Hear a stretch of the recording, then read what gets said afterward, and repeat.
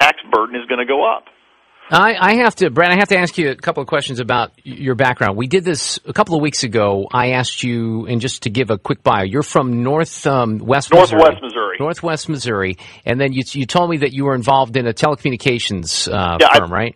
Built a small wireless telephone company. All right, let me play the answer that you gave me a couple of weeks ago. And when I went in and when I actually became the general manager of the company, we had 2 employees, myself and one other person, and a few hundred customers, and we now have just a little over 30 employees and tens of thousands of customers. Great company. I'm proud to be a part of.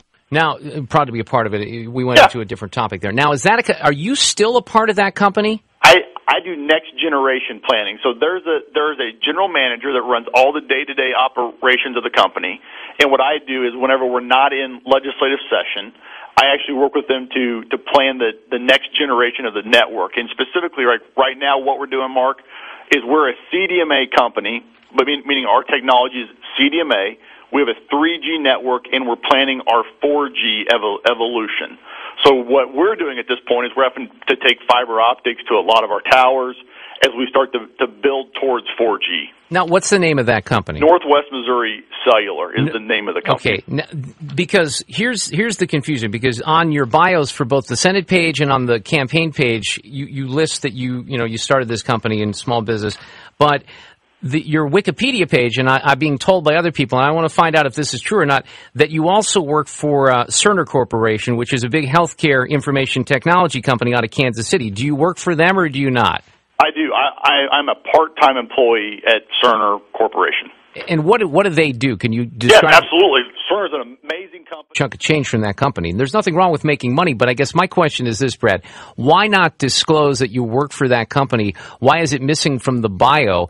It seems like there's something shady going on. And now I'm going to give you a chance. I'm going to give you a chance to clear that up. But I hide my association with Cerner. It's a great company. I'm proud to be one of.